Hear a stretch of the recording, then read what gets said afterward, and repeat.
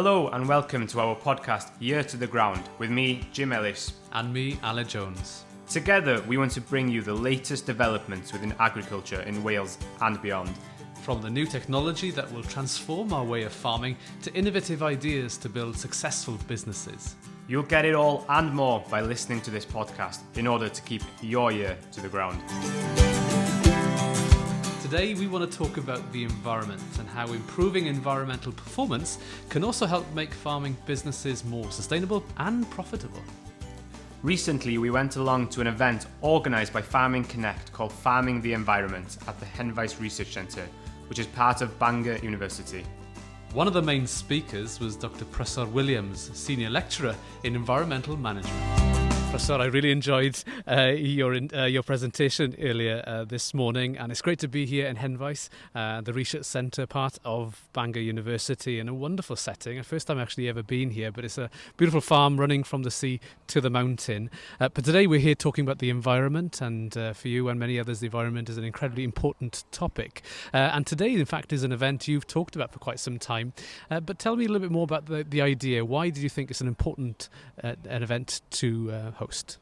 Well, I think there's increasing conversation, if you like, amongst society and amongst policymakers and certainly amongst farmers about the need to think about agriculture and the environment as one, not sort of divorced from each other. The agricultural industry is certainly receiving a lot of quite negative press and has been so for a while in terms of all the potential environmental impacts and actual environmental impacts as well. So the industry is under pressure, if you like, to be seen, to be taking positive, constructive action to address some of these issues.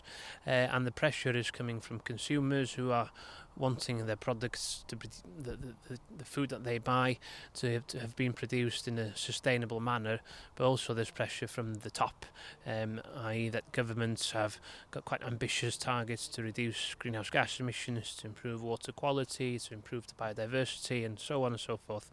And the industry is sort of caught in the middle and is under pressure from both directions to be responsive. Certainly agriculture has had quite a bit of flack recently, and you mentioned in the press in particular, particularly around pollution incidents, its impact on water quality, air quality, soil, etc., and ammonia in particular becoming quite an important issue. But I know you've been involved in several debates over the past few weeks and months around the sustainability and environmental impact of eating red meat, and some people believe that if you eat less red meat, that'll be better for the climate. Where do you stand on that? I think that the question has often been boiled down into simplistic a form, to be honest. It's neither black or white, bad or good. There's always a grey area in the middle, and it certainly is the case with this particular question. There is absolutely no doubt about it that there are some production systems across the world that are not environmentally sustainable in any way whatsoever, and we only have to think about the recent fires and the clearances of the Amazon rainforest in Brazil for beef production as well as forestry and mining and so on. But as for beef production in particular, that will never count as sustainably produced meat. On the other side of the coin, we know that we have systems across the world and here in Wales operating on permanent pastures that are sequestering or storing a lot of carbon, and they also deliver some environmental good, including benefits for biodiversity and so on. And we heard some great examples today of how cattle have been reintroduced for the purpose of benefiting the environment. So it really does depend on where that product is sourced from and of course how that product has been produced. So I'm very much on the fence when it comes to that question, because to use the old saying, it depends. To what extent do some of the scientific reports can be misleading to the public and sometimes taken out of context, because the red meat production systems vary tremendously across the globe, and the Welsh system based on permanent pasture can be very different to the feedlot style systems we see in Australia and America, for example?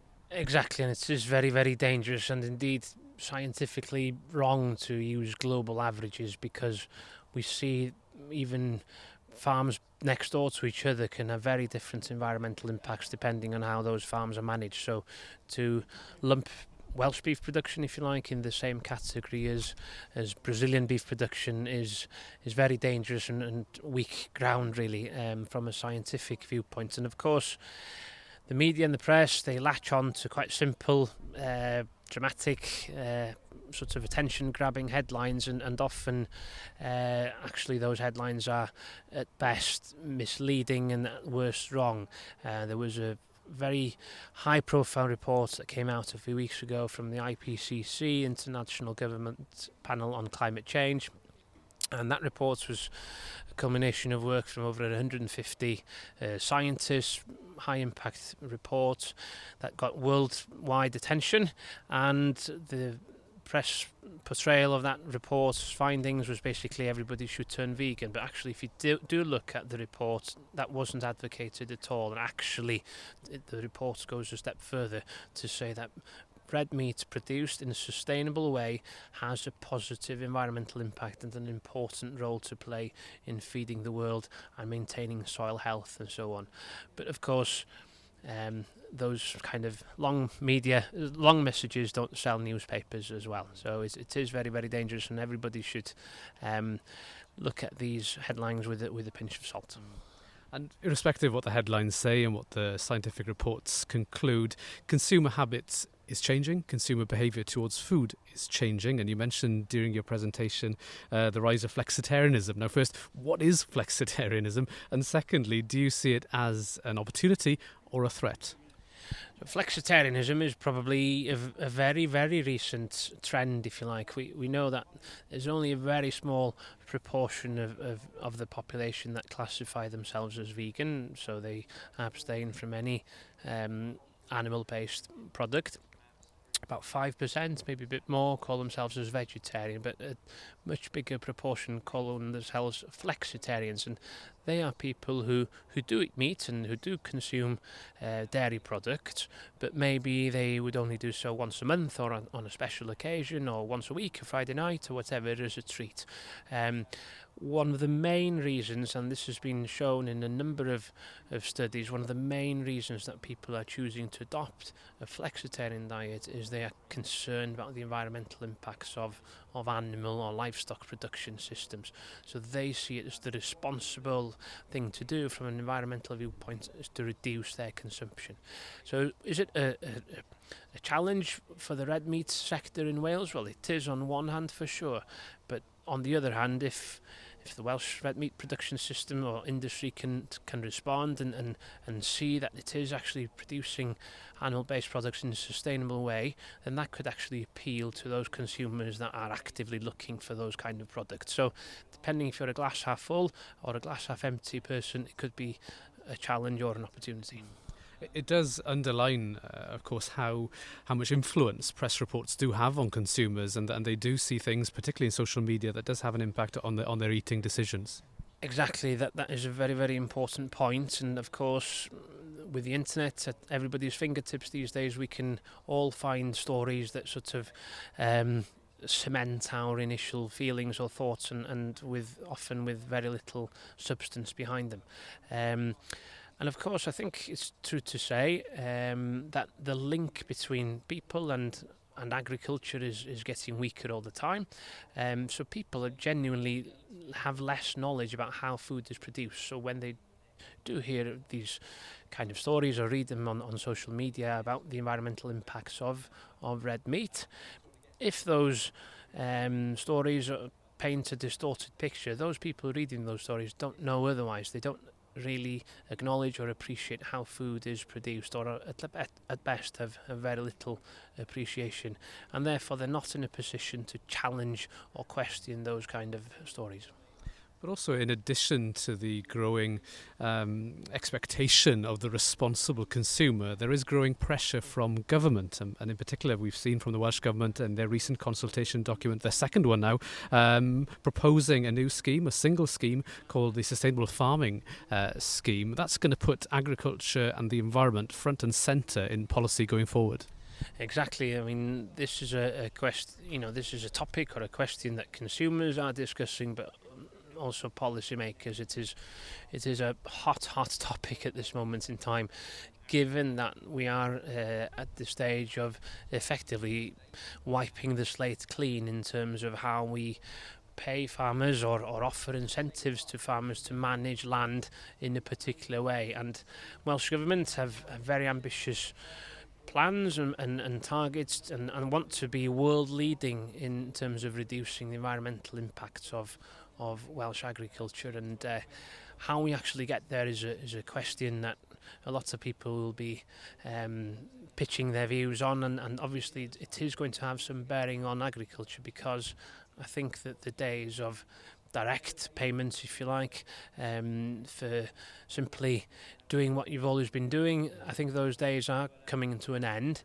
But of course, we've had a lot of farmers that have received monies and through agri-environment schemes for many years. So for some people, a payment for delivering an environmental good may not be so new, because it's already something that they do and they're familiar with doing.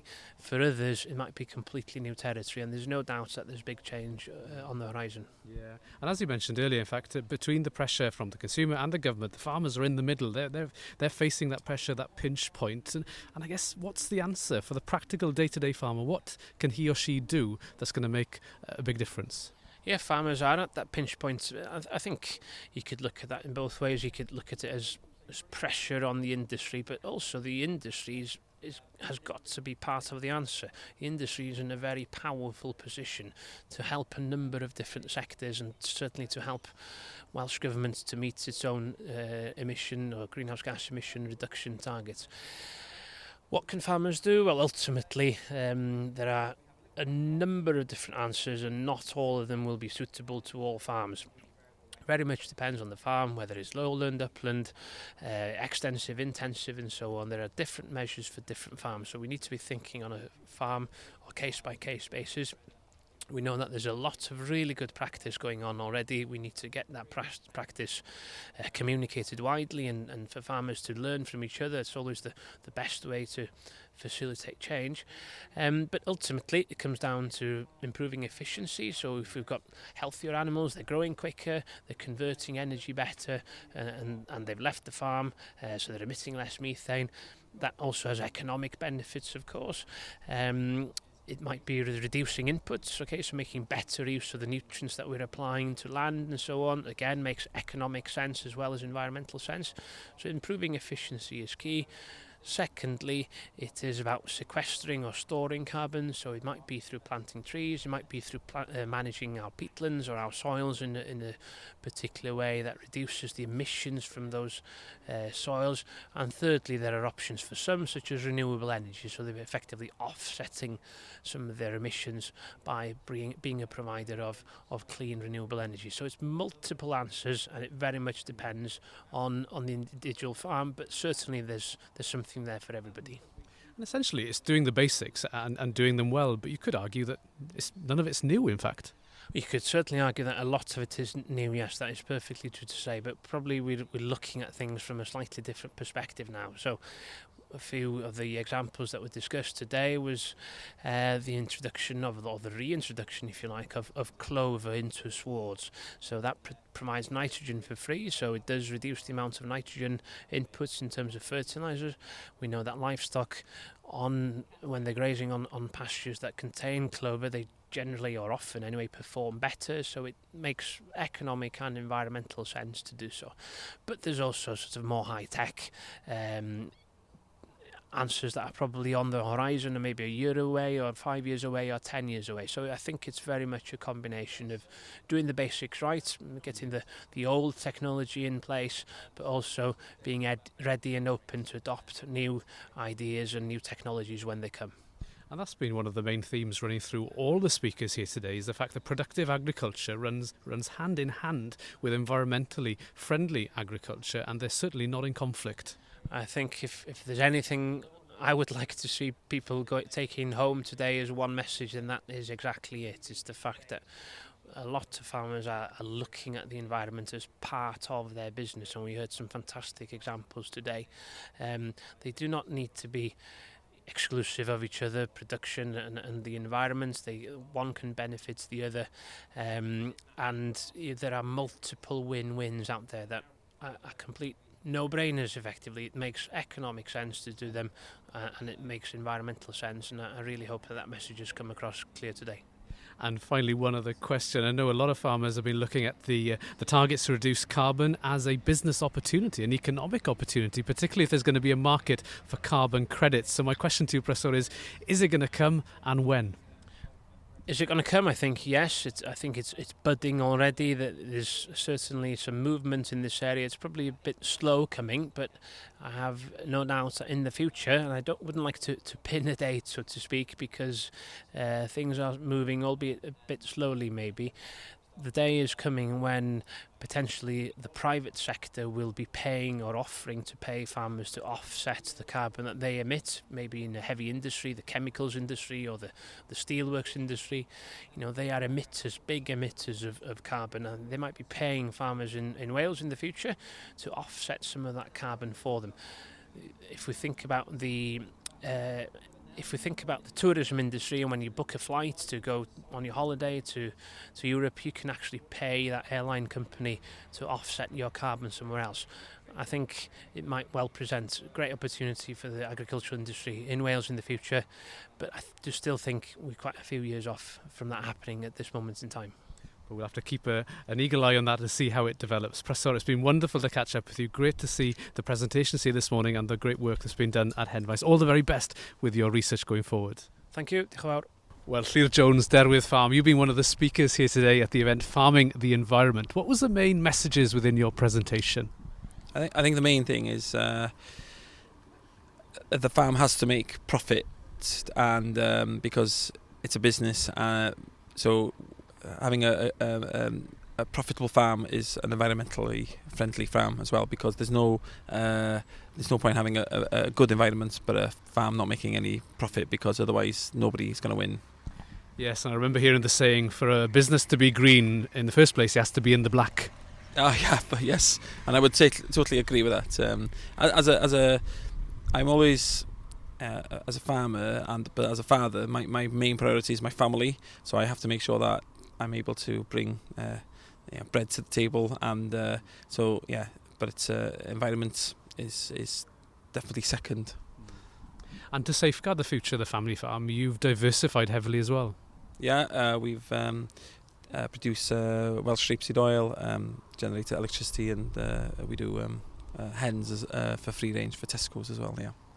And I know your poultry business, you've come across how challenging managing the environment can be, particularly with difficulty in getting planning permission for the second shed and the expansion because of ammonia. Explain some more about that. I was lucky enough to win a knowledge exchange with Farming Connect, and was able to travel to Holland and Scotland and Northern Ireland. But what I learned from that was you can do a lot today now by just changing a few things you do on a day-to-day basis. So what I learned was, if I just muck the hens out every day rather than every other day, that was going to reduce by 25%. Pumping heat in from ground source to keep the litter dry was going to reduce by 25%, and having little scrapers on the bottom to move the litter was another 25%. So you can do a huge amount with very little cost. So it's because when I had the problems in the beginning, I thought it was we couldn't do anything about it, but we can now. Yeah. And as a user of electricity, quite a big user in fact, with the diversified businesses that you run, you decided to generate your own electricity and energy through hydro and solar. How much of an impact has that made to the business? Well, actually, to be honest, it was the hydro I started firstly, and I realised that quickly that I was not using as much electricity as I was producing. So because I had all this free energy, I decided I need to capitalise on it, and being opportunist, I looked at free range eggs, and then found that I was buying a little bit of electricity in the summer when we're using a lot of fans for ventilation. So that's why we went and put the solar panels on. And then I realised that we were still selling a lot of electricity in the night time, so then we went into the ground source heat pumps. So we use our electricity to run it at night. And then because we're getting heat off the ground source, the hens eat less feed, which saves us money and helps the hens, and also brings an income in. And so yeah, I'm an opportunist, and everything has a knock-on effect. Yeah. And if it's positive, it works. You're certainly an opportunist and quite an entrepreneur, because one of the other businesses that you run is a disposal scheme for fallen stock, and even the fallen sheep that you deal with goes into generating electricity. Yeah, we started that in 2006, where we used fossil fuel to burn the sheep, and we were using around about £10 of fuel per sheep. And as the fuel price increased, the profit was being reduced. So I looked at an alternative use to it, and I came across a company in Leek that were doing using it animals. They would macerate them and use the methane produced from the sheep to generate electricity. So once we did that, the business grew dramatically. Now we do over 4,500 sheep a year, and so one sheep can produce enough electricity to run 3 houses for 2 days. So it's a huge amount of electricity that we think as farmers is a cost, but actually we can, if you look at it properly, it's actually it generates an income for my farm. And you said earlier you're an opportunist, but you also have a very positive outlook on a lot of the business opportunities that will come our way, one of which, in your opinion, is the ability of farms to be carbon sinks. Yeah, I think there is definitely something there where I believe where companies such as, for instance, BA or Qantas, where you're using carbon to travel across the world, there would be a carbon tax there, and that would then be used to help farmers to put more hedges in, or grow trees or peat bogs.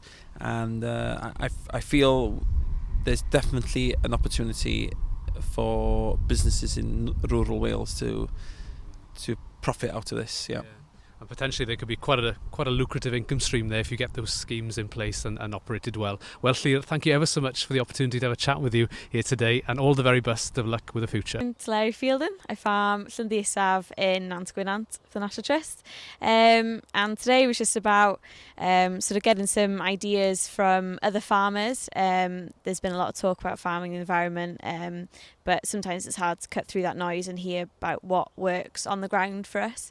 And yeah, just to see what was going on and get some new ideas, really. What has struck you from today? Any take-home messages? I was saying it's been quite interesting hearing about the woodland side of things. Sometimes they can seem quite separate to your farming system, and that's just a stock excluded area of the farm that you don't touch. Whereas today we sort of learned about all the different benefits that trees can have, but also how you can sort of include them in your system, and it could be very much sort of a win-win scenario.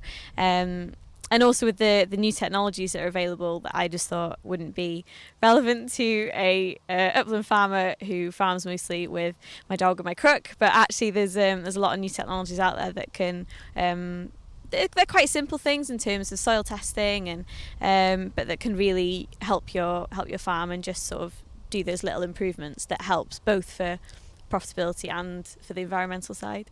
My name's Rhys Griffith. I farm in Penny Sarwain, just not far from Llanberis.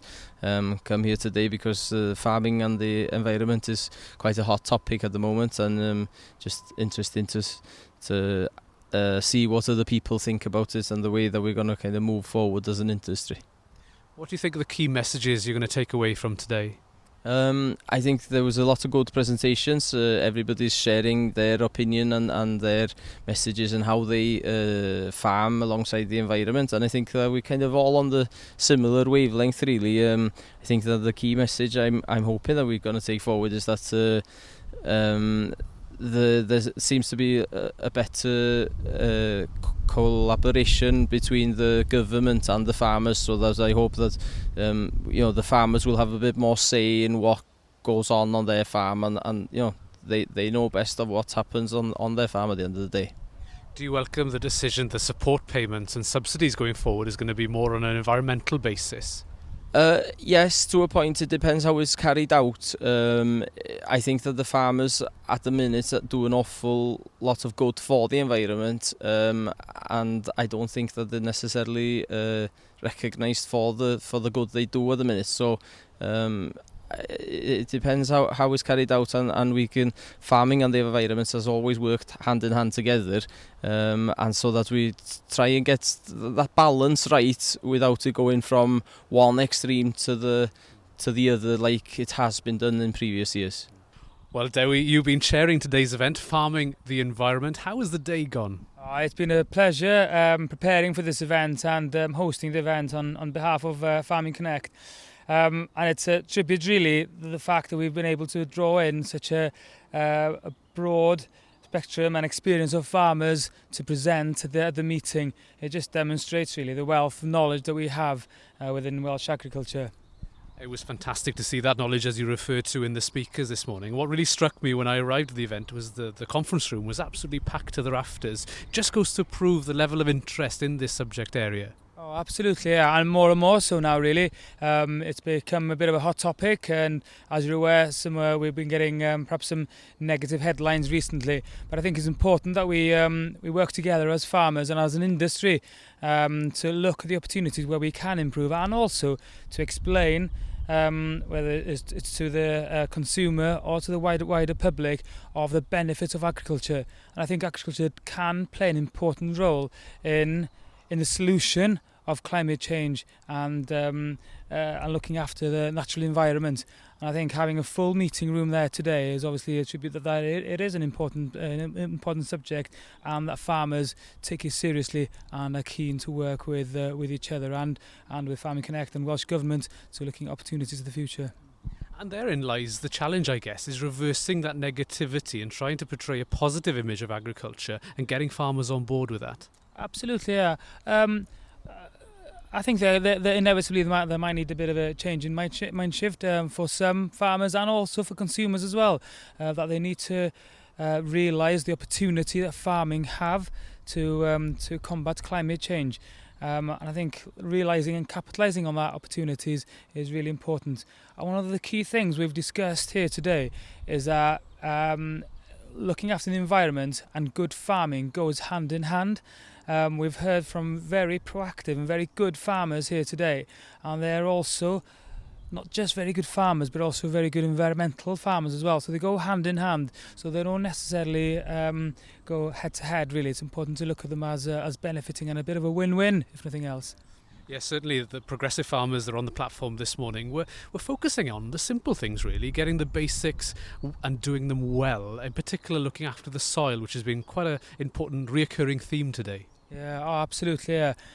Soil is a really good example, really, of what some of the best farmers are doing to improve the productivity of their land, and also in doing that, also increasing the carbon store potential of their farm. So if they're improving the soil health of their land, they get more worms, it's a higher carbon store, and effectively they grow far more grass as well. And obviously the land that they have is going to be in a better position, you're going to be better in a better state going on to the next generation as well, which is absolutely fundamentally important. It's quite interesting. I was talking to a farmer the other day, and he started off by thinking he was a livestock farmer. Then he suddenly realised, no, he was a grassland farmer. But very recently, he's actually made a further realisation. It all boils down to the fact he's a soils farmer, and understanding soils is the key to his productive future and indeed looking after the environment. Yeah, absolutely, yeah. And you know, it's no mistake really that we are focusing quite a bit on soils here today. And if I can just mention some of the 4 stations that we have, 2 of those stations, as it happens, are focusing on soils. So we've got one looking at new techniques of measuring soil nutrients, where we're scanning the land to see what the nutrient content's there. We've also got a soil specialist digging a hole and actually showing the soil compaction and the structure of the soil, just to demonstrate the value of good soil structures. We're also focusing on agroforestry and incorporating woodland management into good husbandry on farm, and also we're looking at genomics as another technology of how we can improve productivity, as happens in this case on a dairy herd. So therefore you're having the same inputs but getting a lot more outputs, and therefore you've got a net gain in or net reduction in your carbon footprint. And carbon footprint has been something, again, it's come up quite often in the context of the target to reduce the carbon emissions within agriculture. But I guess the challenge is, how do you go about measuring some of the outputs and the inputs accurately along a level baseline, which you can then compare between farming systems and between sectors? Yeah, I think that's perhaps one of the huge challenges that agriculture have, and also in order to defend ourselves. Unfortunately, the message we always get back on the media is how much